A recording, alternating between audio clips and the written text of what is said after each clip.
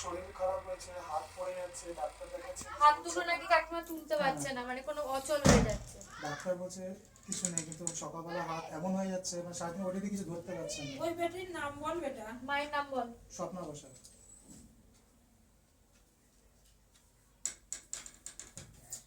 দেখ বেটা, উনি কিন্তু উল্টো পাল্টা স্বপ্নও আসে এবং চলাফেরা ঠিক মতন করতে পারে না।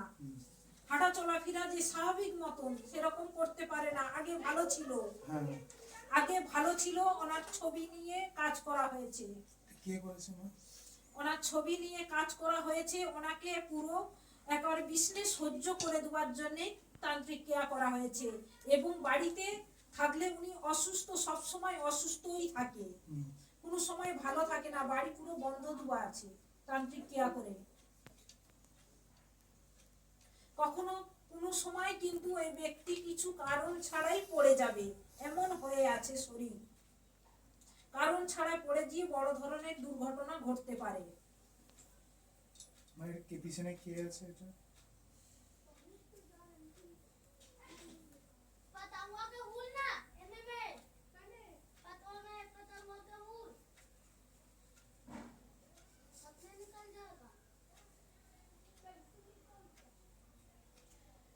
একজন জেন্টস তো আছে, আধা বয়সী মহিলা যুক্ত রয়েছে।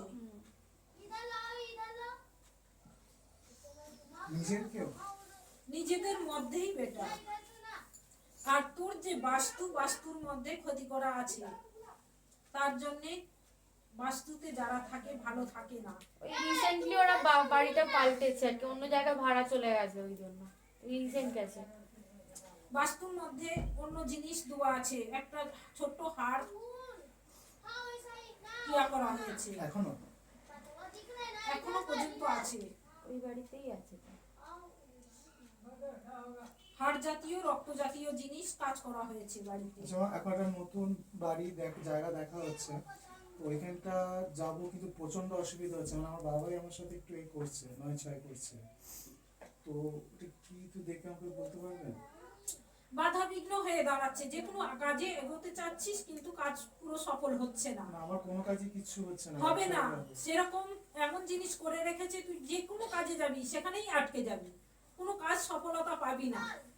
তোর পা পিছনে টেনে রাখা হয়েছে। কোনো সময় যে এগিয়ে পারাপার হয়ে যাবি, সেখানে গেলেও তোর বাধা, আটকে যাবি।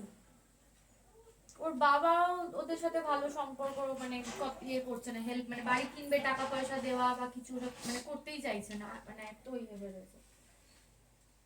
দেখ বেটি, যে সমস্যায় তোরা রয়েছিস, সমস্যাগুলো সমাধান না করলে কোনো কাজ ভালো হবে না। আর ভালো জোর করে করতে গেলে ওখানে বাধা হয়ে দাঁড়াবে। কি করতে হবে মা? এক তো কাটান তো আছেই আছে।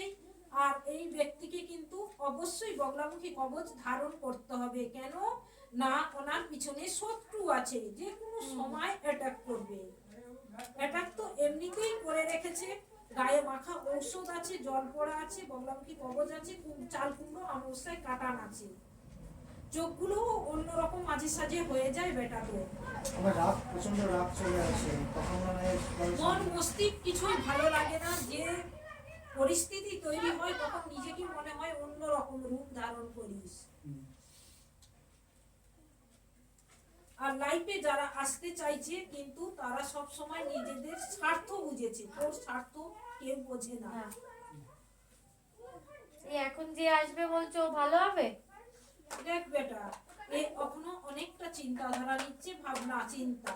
আচ্ছা, কিন্তু তোর বেটা ভালো ব্যক্তির সঙ্গে বিয়ে শাদী হবে, ভালো পরিবার পাবি। ঠিক আছে।